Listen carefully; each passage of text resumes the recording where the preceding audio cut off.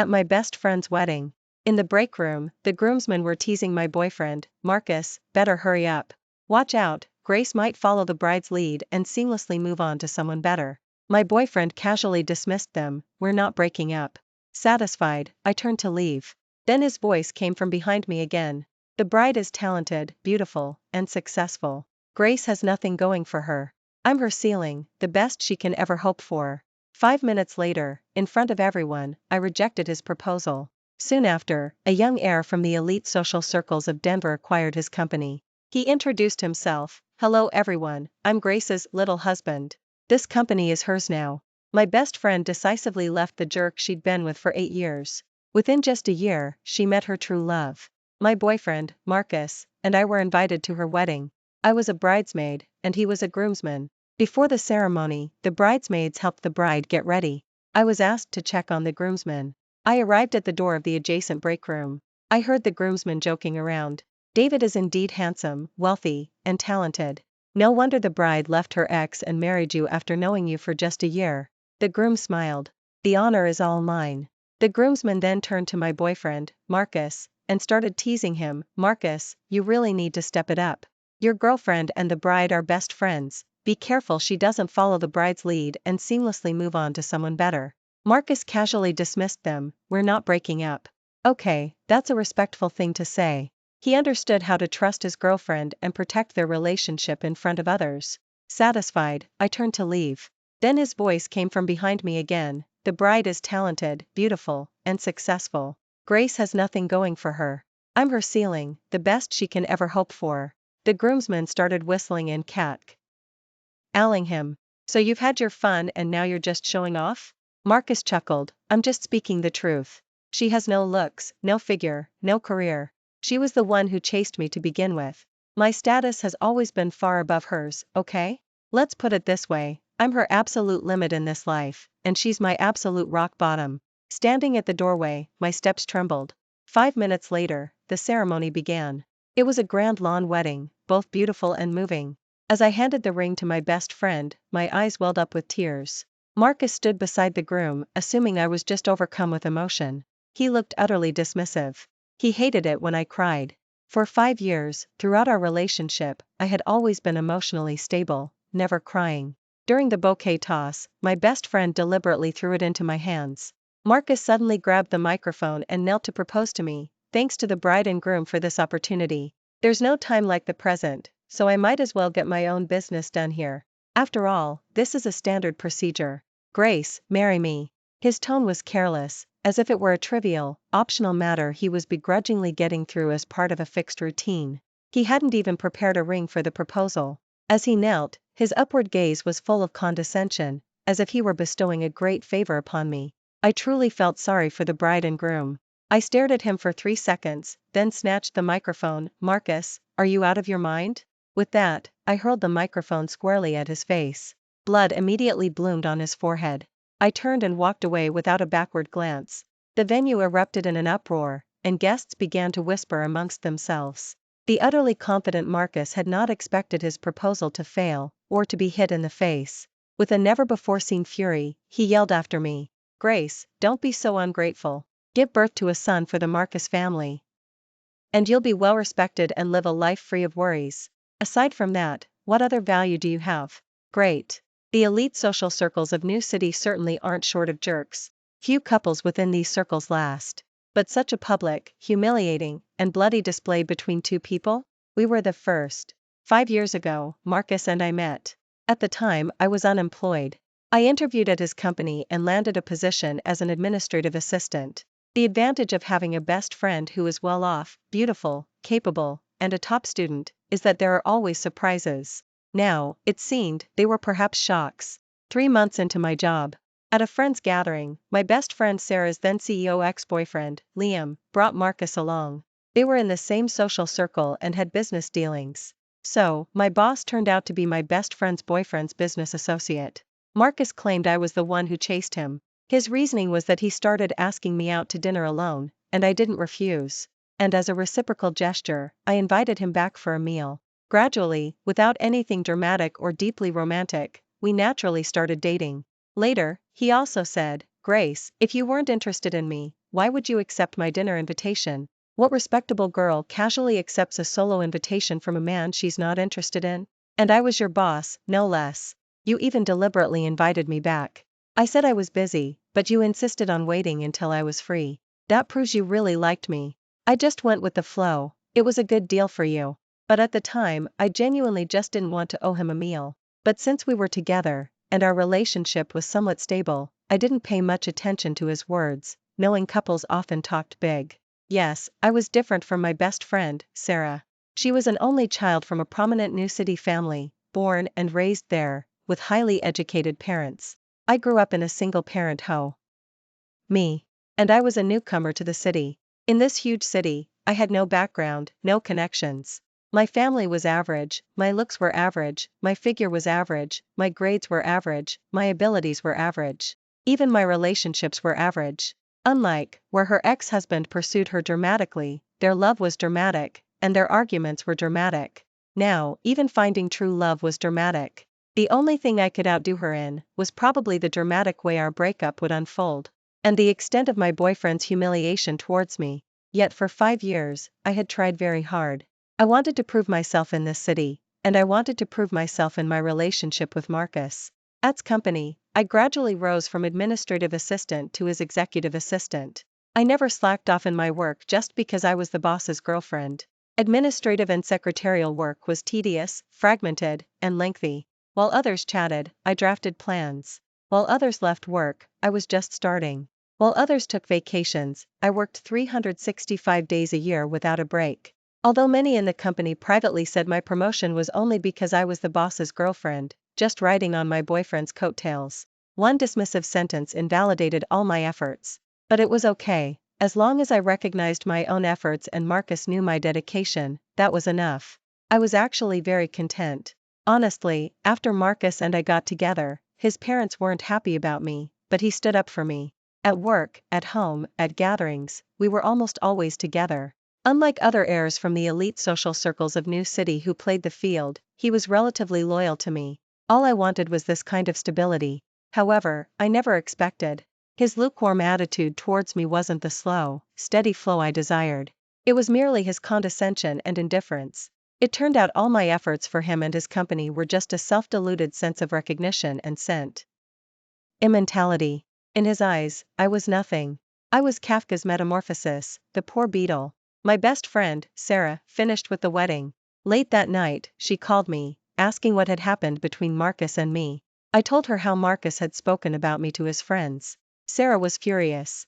She cursed him as a jerk. She was so outstanding.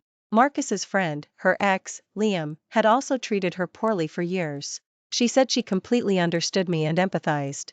She said we were sisters in solidarity who had bad luck with guys. What's wrong with these guys? Is this whole putting down your girlfriend thing some kind of epidemic among these rich boys? Then she reconsidered and comforted me. It's okay, sweetie. Out with the old, in with the new, you know? Good guys only come when the jerks leave. Look at me, I found someone. My husband knows many men better than him. Let him find you someone, he'll introduce you to someone new right away. I sighed. Your husband is probably the last normal man in that circle. Not right now. I'm a bit tired. I felt that they and I truly belonged to different worlds. I wanted stability and simplicity, to be consistent and genuine. But their circle always sought excitement and novelty, full of two-faced people. No need to force it. Sarah asked where I was and if I wanted to come to her place. But they were newlyweds, they deserved their privacy. I didn't want to cause her any more trouble. I lied to her. I'm staying at a colleague's place for the night. Stranded on the street, I didn't have my ID. I couldn't even check into a hotel. After hanging up, I wandered the streets for a while longer. Ultimately, I had to go back to Marcus's place, where we lived, to get my things. But I hadn't expected it. Just as I stepped out of the elevator, a familiar voice drifted from the wide-open door. It was, of course, Marcus. But how could Sarah also be there? Marcus, what is the meaning of this? Sarah, you know how much I liked you before. I only got together with Grace so I could always be near you. My brain and ears simultaneously buzzed, as if the world was shaking. I leaned against the fire escape door in the hallway, at one point doubting if I was hallucinating. Until, her face flushed, rushed out of the door. I quickly hid behind the fire escape door. She didn't see me. I forced myself to calm down in the darkness for a full hour, my throat constricted, and I nearly choked. Sarah, my best friend, was Marcus's unattainable crush, the one he loved but couldn't have. And she knew it, but she never told me. On the same day, the two people I considered most important, together killed all my beautiful memories and hopes in this city. A fantasy. I missed home. I missed Nana in Denver, and the tenderness of that small city. I took many deep breaths. I walked through the still open door of what I could no longer call home. Marcus was sitting on the sofa, head bowed, deeply engrossed and smoking.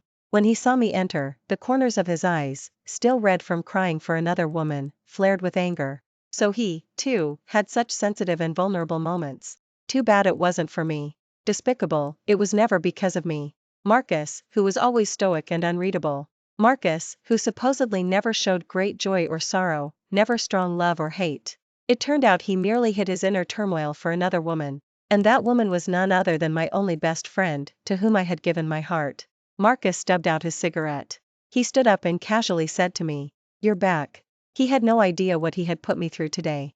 Even at this moment, he still thought I was back. I shook my head, feeling absurd. I said, clearly and deliberately, "I'm here to pack my things. This is over." Marcus frowned, looking at me. "Grace, you've always been sensible and compliant. What's wrong today?" I had to take a deep breath to control the tremble and anger in my voice. "Mr. Marcus, because I've always been sensible and compliant, I'm easy to bully, right?" He looked at me in surprise. "Grace, honestly, have I bullied you? Haven't I been good enough to you? I argued with my parents for you. I made our relationship public at the company for you. I even publicly proposed to you." He gritted his teeth, giving me a rare fierce stare. "And how did you treat me at the wedding today?" I admit, what I said afterward was a bit much. "But wasn't that because you called me crazy first? And then hit me? When did you become so unreasonable, like a shrew?" He was silent for a moment. "Is it because I didn't buy a ring for the proposal? Are you that materialistic? You didn't get what you wanted, so you're throwing a tantrum?" I smiled sadly. Sure enough, where a man's love is, so is his money. And vice versa. A man who doesn't love you will be stingy with material expressions, and will even turn the tables on you just to humiliate you. Utterly despondent, I said, "Marcus, just consider my 5 years of devotion wasted." He replied, "If you want to leave, then leave quickly. I, Marcus, don't want a woman like you." His words gave me a headache. I didn't want to argue with him anymore. I massaged my temples. "Fine, go find a sensible, compliant, non-materialistic woman to bear your son then." I turned and went to the bedroom, packing my things until 3 in the morning. Misfortunes never come singly. When you're out of luck, everything goes wrong. Dragging my luggage, I temporarily found a hotel near JFK Airport to stay in. After buying a flight back to Denver for the next day, I couldn't sleep. Hugging my arms, I looked out the window at the city's prosperity, which had never truly belonged to me. I took a photo out the window and posted it on social media, with the caption, "This city is truly cold." Just then, my phone suddenly dinged with multiple messages. I checked. It was Ethan, the new store manager I'd hired for the small hot pot skewers shop I owned back home in Denver. I was said by my mom and Nana. After my mom passed away from illness, Nana was my only family left back in Denver. Years ago, I opened a small hot pot skewers shop in an alley near my childhood neighborhood in Denver. I wanted to give Nana something to do, to pass the time. Later, as she got older and her health declined, I hired an auntie from the neighborhood to be the store manager. 6 months ago, the auntie said she was moving to San to help her son with his child and couldn't run the shop anymore. Since they were all familiar and trusted neighbors, and I didn't have time to go back and handle it myself, I asked her to find someone to take over the shop before she left. She hastily found me Ethan. That's the one who was messaging me now. This eccentric young man whose handle was Nobody Me in Denver. Why did I consider him eccentric? First, because of his handle. Second, because he often posted pictures on his social media feed with concerning messages and blue plaques. For example, wear a helmet when riding a motorcycle, otherwise, your BMW driving classmates will recognize you. An accident means 2 changes and 1 return, your wife remarries, your child takes a new name, and your property goes to others. Accidents are unforgiving, the alarm must constantly sound. A broken car front can be fixed, but what about your head? Just as I was wondering if he was secretly a traffic warden, he posted again, reborn as a male escort in Denver. After, I'm begging for scraps in Denver. Me. The last one read, "Even the most cheerful person will have a grumpy face on the way to their 8 a.m. job." I wondered, was he hinting that working was tough, the pay was low, and he needed a raise? But my hot pot skewer shop didn't require him to start as early as 8 a.m. Didn't it only open for a few hours in the afternoon and evening? Finally, I concluded. He was an unconventional, eccentric young man. My only communication with him was during the monthly accounting. He would tell me how much more we'd lost that month. With him in charge, it would be a miracle not to lose money. And here it was again. Another message. "Sister, this month's revenue loss has hit a new high, reaching 7,250 yuan. Yesterday, someone got sick after eating skewers and I paid him 300 yuan. Total loss, 7,550 yuan. For some reason, since I took over, we've had continuous losses, adding up to 36,723 yuan in 6 months. Terrible." The propane tank price went up again.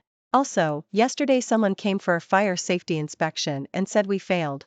They demanded improvements, or else we'd have to close down and stop operating. "Do you want to come back and take a look?"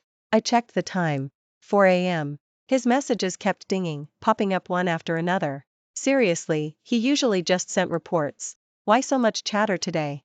This was my only asset if I returned to Denver now. He wouldn't just make the shop disappear, would he? After a day of extreme emotional accumulation, his incessant bothering pushed me to a complete breakdown.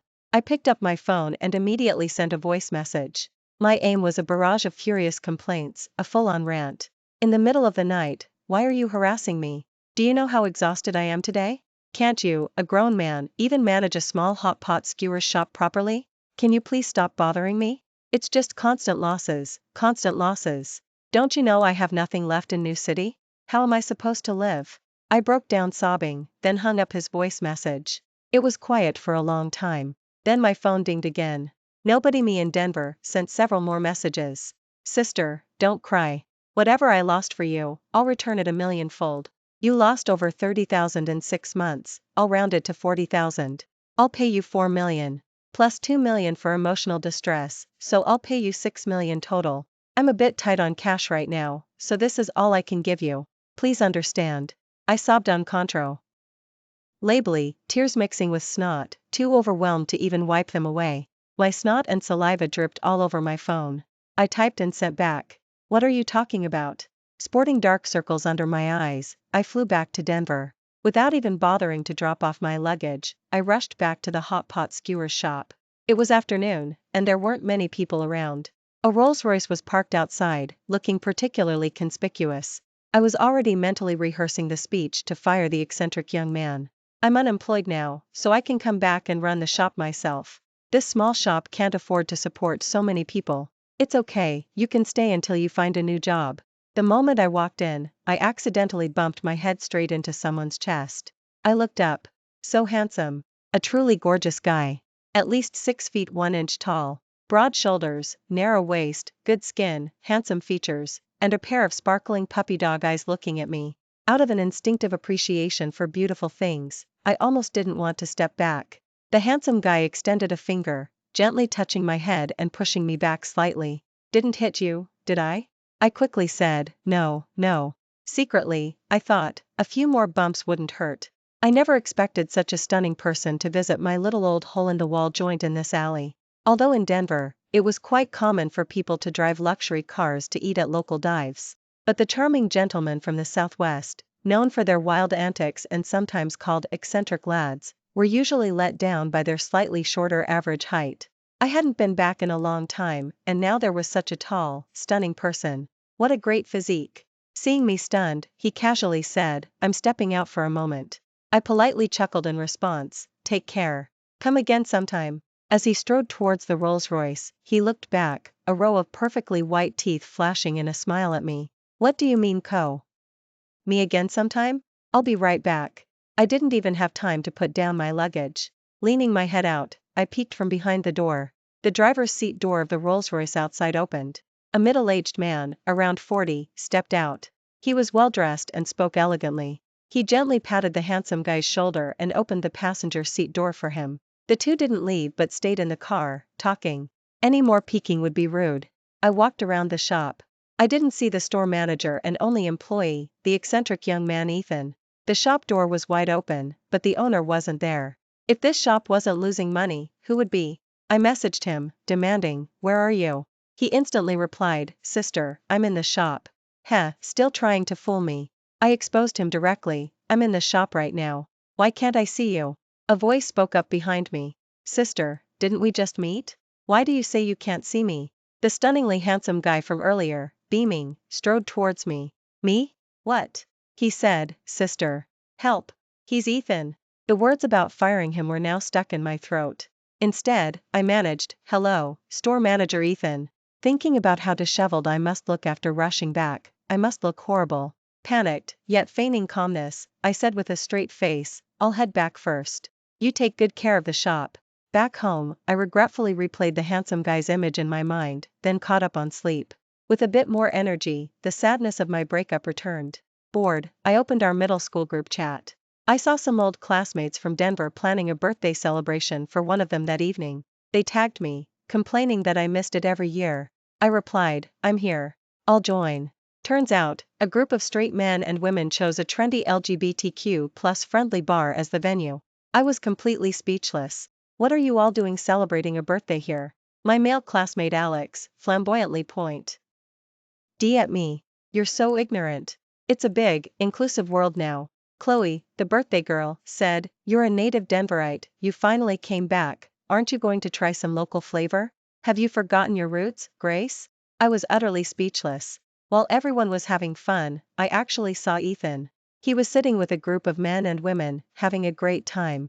Periodically, he would lean in and whisper with a young man next to him. Their gestures were intimate. Oh no. I shivered. It all clicked. Looking at that handsome face, I recalled our striking meeting earlier that day, the Rolls-Royce, the middle-aged man. My mind raced back to, reborn as a male escort in Denver. Indeed, Denver must be full of wanderers.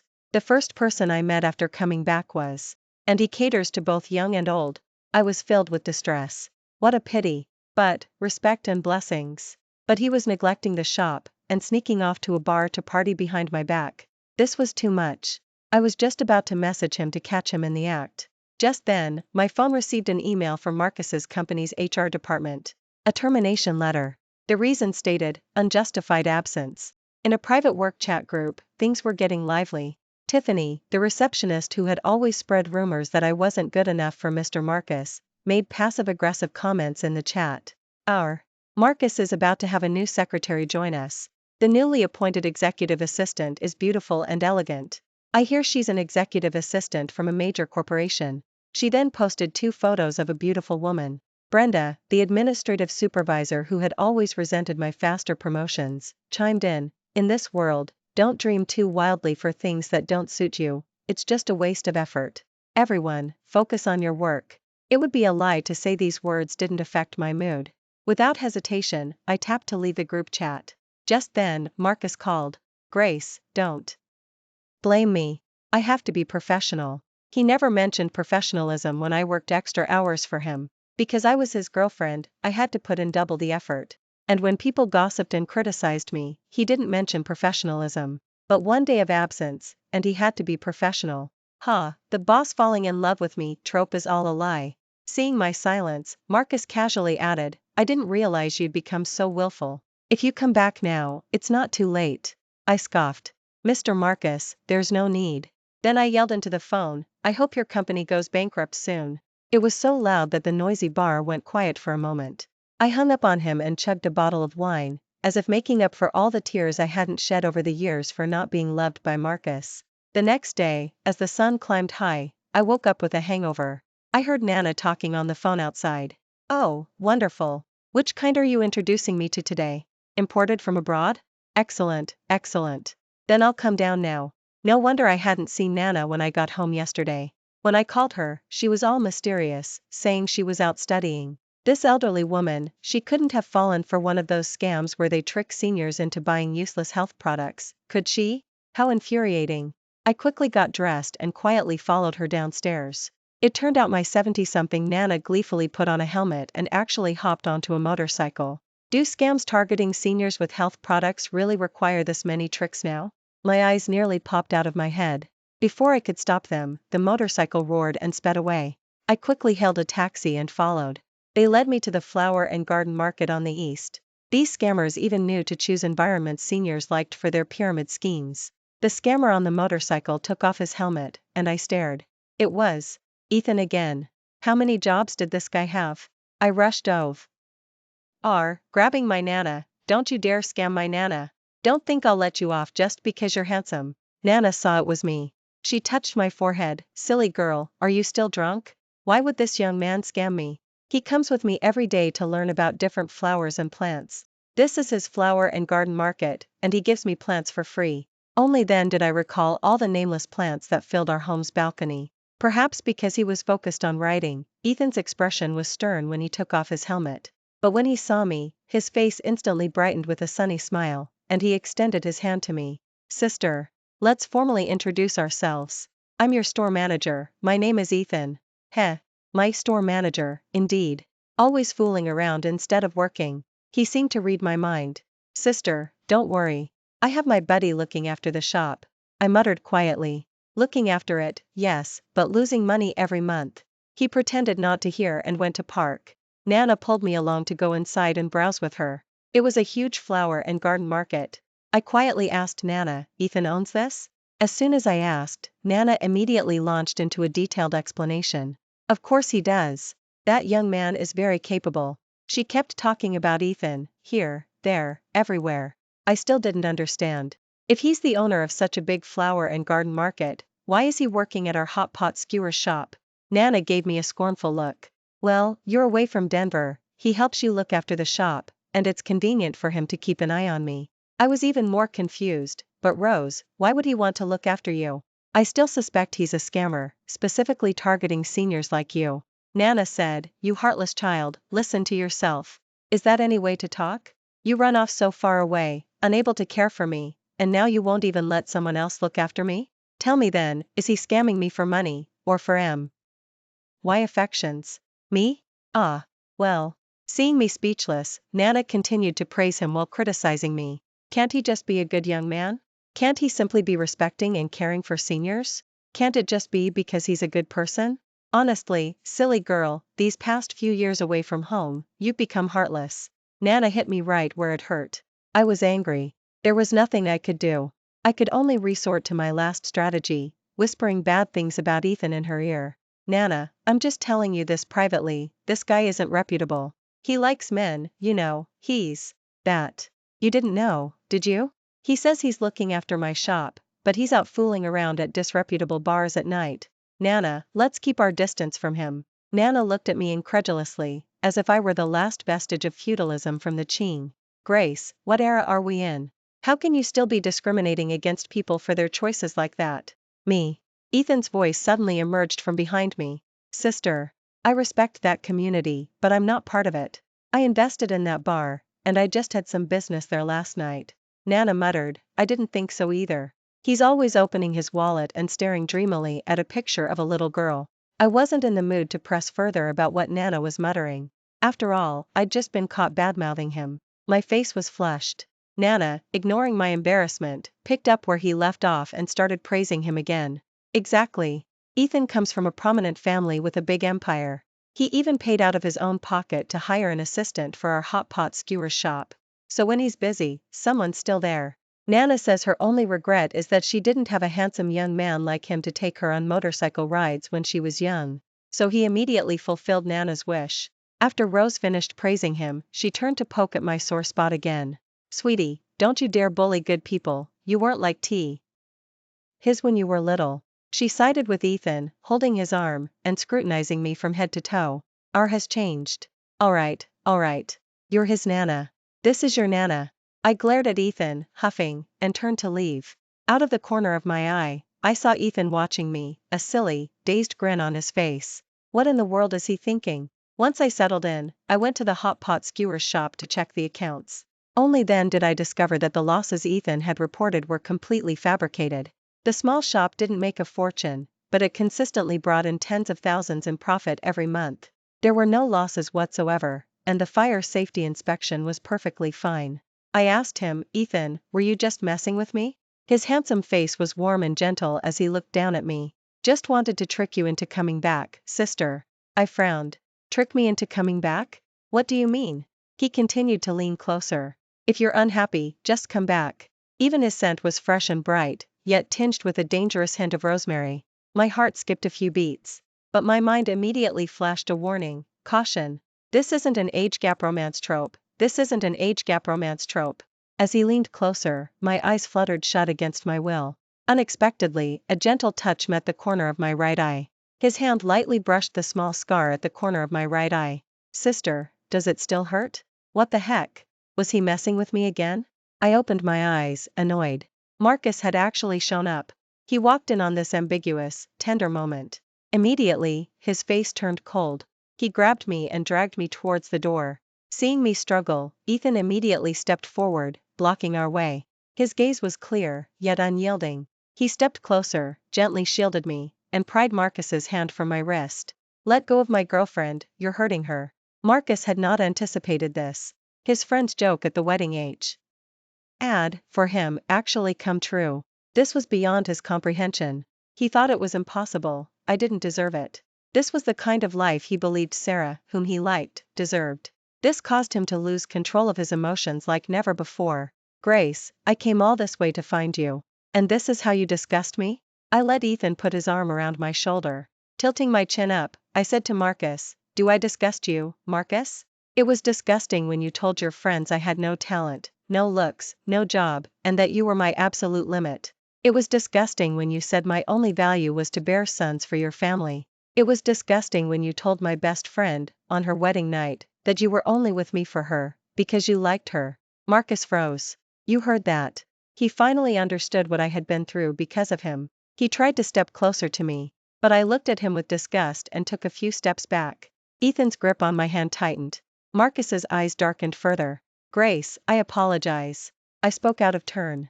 But it's not what you think, really. I didn't want to hear it. Just go. There's nothing left between us. Marcus put on a genuinely regretful expression, almost convincing me. Grace, my schedule is all wrong. My lunchbox is never the right temperature. The coffee isn't sweetened correctly. And that bunch of incompetents at the company always mess up my appointments and ruin my presentations. They've made me look bad in front of our partners multiple times. I just realized, you used to do all of this for me. I was wrong. The new secretary has no idea what I need. Ethan watched him with cold eyes. In the most gentlemanly tone, he uttered the most scathing words. Grace isn't anyone's best nanny, she's my beautiful girlfriend. You should leave. I also gave a cold dismissal. We're closing the shop. Marcus stared blankly for a moment, then asked me, are you saying our 5 years together mean nothing compare Ed to some pretty boy who's only known you for a week and works in your rundown shop? What do you think he sees in you? Grace, don't just throw yourself at anyone because you feel hurt by me. When you get played, don't come crying to me. Anger slowly surfaced on Ethan's face. Without another word, he landed a punch. Ex-husband, don't let the door hit you on the way out. But we'll meet again. There's plenty of time. Marcus was sent sprawling by the punch.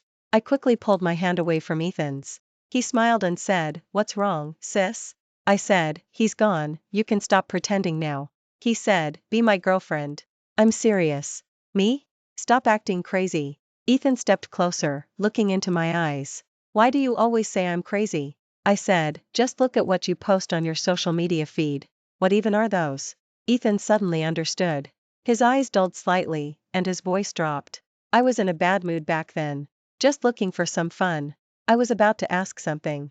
He turned, tied on an apron, and his slender hands began quickly skewering ingredients. It's fine, sis. I can wait. 3 months flew by. At the shop, I spent every day with Ethan. He called me sis constantly. He was handsome, sweet-talked, and always busy. He was refined in public and skilled in the kitchen. In my mind, I couldn't shake the thought, is he really not that? Is he really not a scammer? At noon, the early spring sun shone brightly. The shop had just opened. He moved busily back and forth. I nestled into a wicker chair on the patio outside, half reclining with crossed legs, leisurely soaking up the sun. I watched him, wearing an off-white pullover sweater and carrying a pot of hot pot skewers broth, his handsome and refined demeanor unmistakable. Without realizing it, the sun momentarily blinded me. I squinted, unable to resist asking him, Ethan, seriously, you're not. Are you? He turned his head and smiled at me. What? I thought seriously for a moment, some kin. D of deeply hidden long con romance scam, right? Ethan put down the hot pot skewers pot and walked toward me. I was a little flustered, just a serious disclaimer, I don't have money, nor am I beautiful. He ignored my comment, crouched down, and looked up at me, asking, sis, what kind of person are you looking for? I paused, considering for 3 seconds. Someone with a similar background, status, family, and looks as me, I guess. I thought about it, then gave a self-deprecating smile. When you put it that way, it should just be someone as ordinary as can be. Oh, Ethan said non-committally. I added, definitely not someone like you. 1 minute you're opening a flower and garden market, the next you're investing in bars, and then you're pretending to be some energetic young guy, working for a poor person like me. Ethan smirked. I also run a roast duck restaurant. A roast duck restaurant. Reborn, I'm a duck in Denver me. Ethan dropped his playful smirk and looked at me very seriously. Sis, to me, you're anything but ordinary. But if you insist on finding an ordinary person, then I'm the most ordinary person in the world. Ha! I scoffed. Don't think your sweet words will make me believe your nonsense. A rich, handsome guy like you should be with a beautiful woman from a good family with a great figure. He seemed not to hear my rambling at all. His gaze was more intense than ever, as if it could burn right through me. I quickly turned my head away. Sis, can I kiss you? No. He stood up slightly and gently cupped my face. It tasted like early spring sunshine. After a long, passionate kiss, we finally broke apart. My face was flushed, and the tips of his ears were crimson. Sis, tomorrow, come with me to New City. The plane landed in New City, and we exited the airport. A brand new extended Lincoln pulled up beside us. The driver who got out to open the door looked incredibly familiar. I realized he was the owner of the Rolls-Royce that was parked outside the hot pot skewers shop the day I returned to Denver. Ethan noticed me staring at him. He smiled and introduced, sis, this is Clark, my driver. I was startled. As I got in the car, I whispered to him, you run bars, a flower and garden market, and a roast duck restaurant. Is that really so profitable? Not just 1 or 2 luxury cars, but a dedicated driver too? Who travels all over the country with you? Is all this really necessary? Ethan chuckled and playfully pinched my cheek. Those businesses don't make money, they're just hobbies, for fun. I said seriously, if they don't make money, then don't pretend to be wealthy just for appearances. Humility is a virtue. Ethan looked troubled, but I really am wealthy. Me? If I agree to my mom's demand to bring my girlfriend back to New City for work, I'll be even wealthier. Me? Clark spends most of his time in New City. The last time he came to Denver to find me, it was my mom who sent him to bring me back to New City. Me? Sis, you're so cute. Cough, cough, cough. Behind us, there was a round of fake coughs and suppressed laughter. I turned my head and saw 2 men and 2 women in the back seat, all dressed in sharp business attire. Ethan blushed instantly, straightened up, and dropped his playful smile. He changed his tone with the people in the back, making a serious announcement, everyone, make sure you perform well later. Confused, I lowered my voice again and asked him, aren't we going to Disney? Such a grand display? And your family isn't from Denver, they're from New City? Ethan put his index finger to my lips. Shoo. Just relax and close your eyes. You'll find out soon enough. I couldn't possibly sleep. Counting the minutes, less than half an hour later, the car stopped. The driver opened our doors. The moment I stepped out, I found myself in the most familiar place. The corporate tower where I had worked for 5 years. Marcus's company was inside. Ethan got out, STO.OD behind me, and his breath brushed lightly against my ear. Koyu on the 15th floor, right? Today, it will officially shut down. It's yours. Ethan led the group directly into Koyu main conference room. He told me to wait for him in the break room for half an hour, back in a familiar place. But I was on pins and needles, pacing back and forth. What exactly was he doing? Ms. Brenda, you could just tell me. Since I don't know your preferences yet, black coffee, warm, no sugar, I can just make it for you and bring it over. Oh, well, I've been sitting too long, it's good to stretch. Ms. Brenda, we're about to have a new boss. They're in there talking now. Any inside scoop?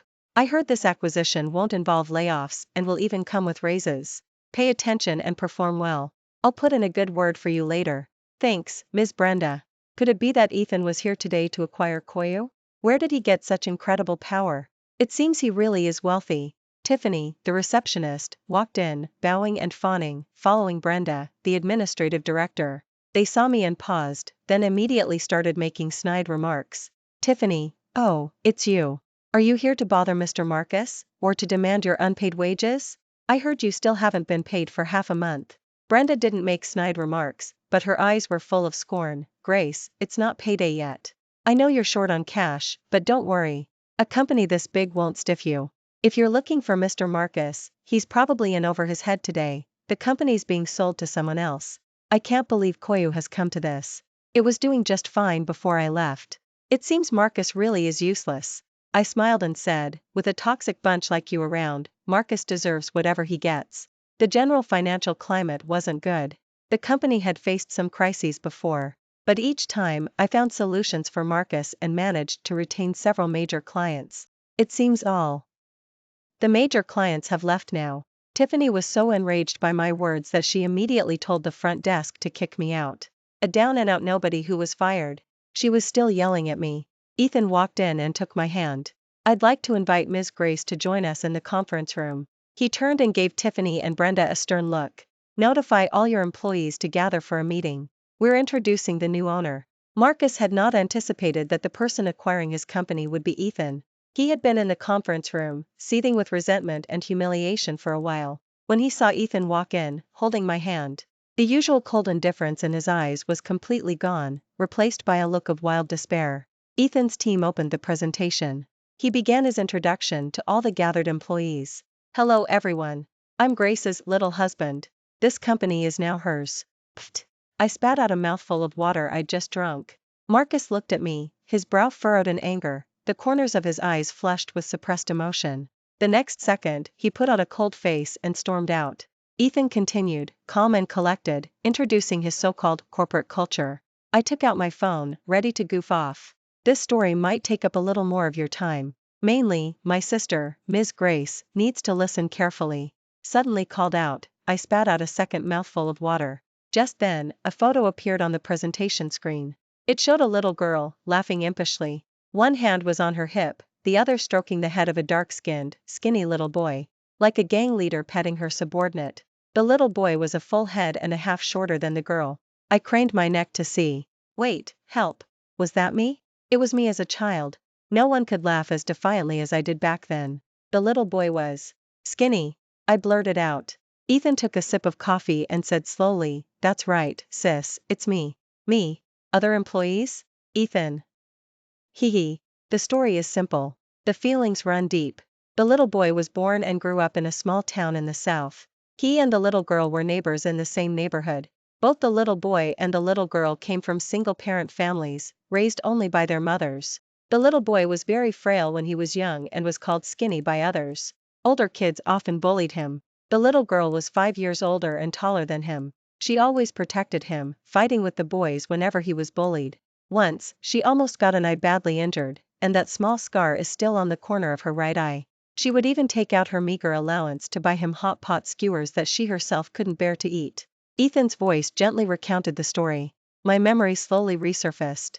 Later, the little boy's mother was found by her family, his grandpa and nana, who were financial magnates in New City. In the chaos, the little boy didn't get to say goodbye and hurriedly left that small southern town with his family, changing his name. The little boy always wanted to go back and find the little girl, but he was too young and powerless. When he grew up, he actually saw her in New City. Because one of his family's companies, and the company where she worked, were both in this building. He knew she had a boyfriend, and he knew that even at her boyfriend's company, she worked hard, pulled all-nighters, and put in extra hours.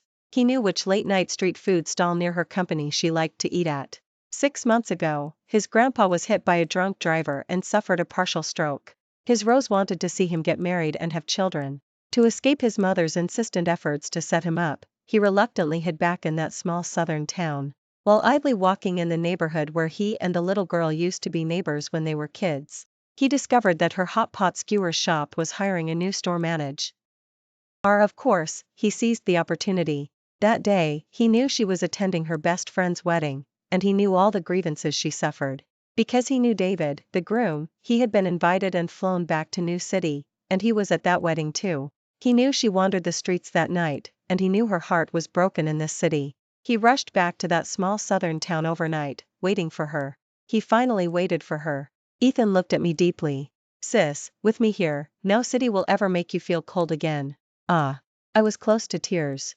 All those weird traffic safety posts on his social media feed, I thought he was acting crazy. When I mentioned it, his expression had darkened. It was because of Grandpa's car accident. He tricked me about the shop losing money because he knew I was having a hard time and unhappy in New City, and he wanted me to come back. He secretly followed my social media account and saw my post, "This city is so cold." That's why he kept messaging me on WeChat that night. The photo of the little girl Nana kept murmuring about him touching, that was me. The first time he wanted to kiss me, he touched the small scar on the corner of my right eye, always regretting the fight I had for him. He heard my heart was broken by Marcus at the bar and I yelled out a hopeful curse, "May your company go bankrupt soon." That's why he said, "Today, it will officially shut down."